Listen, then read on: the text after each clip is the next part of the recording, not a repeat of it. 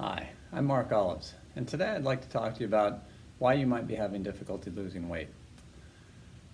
I see a lot of patients and they come to me and they say, I'm overweight and you'd never believe this, but I really don't eat that much food. And I say, I absolutely do believe you because I see these types of patients all the time. The problem is people don't understand weight loss and weight gain and how it's really regulated. So I tell people the first place we got to start is with the brain. And there's two fundamental parts to your brain. There's what's called the primitive brain, which is the brain stem, and then over the top of the brain stem lies the cerebral cortex. And the cerebral cortex is that bihemispherical, convoluted, wormy-looking structure. That's the part of our brain that allows us to do higher thinking, reasoning.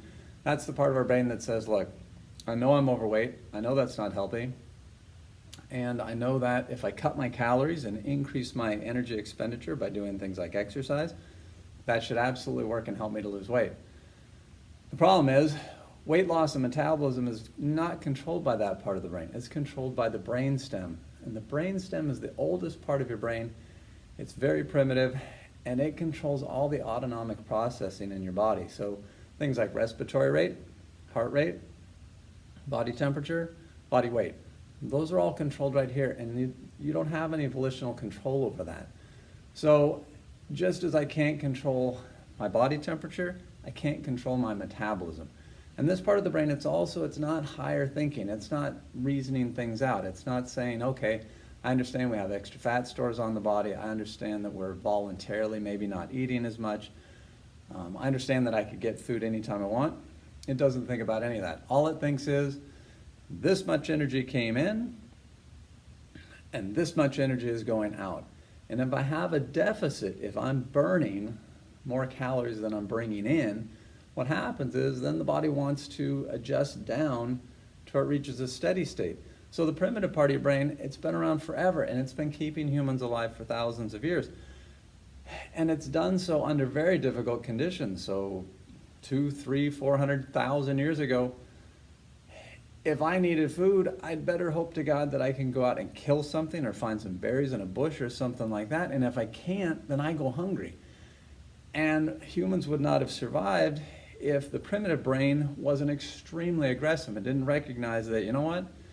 This is not going to work. I will die, and I will die very quickly.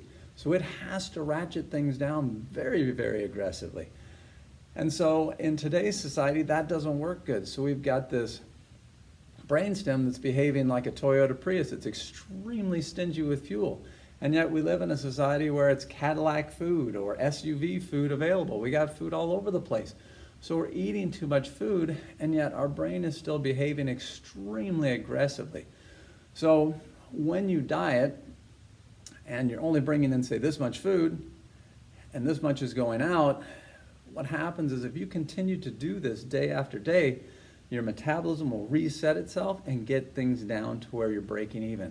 It'll do such things as slow your body temperature, hair loss, if you had hair, would actually slow down. Your nails might grow slower. Your body will do whatever it's got to do to slow the metabolism down. Now, when the brainstem gets this to occur, it's thrilled. But you're extremely unhappy because you're thinking, oh my God, I'm only eating 1,200 calories and yet I'm still gaining weight. I can't lose weight. What's the deal? Well, this is the deal. So now that I've told you what the problem is, you might say, well, that's great. Now I know what the problem is, but that's not very helpful. Well, the answer is you can help make sure the metabolism doesn't slow when you're on a diet, and you do so by having a free day. So once a week, you're going to have a day in which you get your caloric expenditure up. So we need to trick the primitive brain. We need to make the brain think, you know what, everything's okay. So if we continue all week long and never have a free day, we slow down. But if once a week we have a free day, we get a big blip upward in our caloric intake, and the brain says, all right, maybe things are okay. I guess we got a big kill in here. I feel satisfied. Let's go ahead and keep that metabolic gap nice and wide, and then it won't plummet. Then the next week starts to slow down. You get another free day, another big blip in there. So that will help to keep your metabolic gap nice and wide.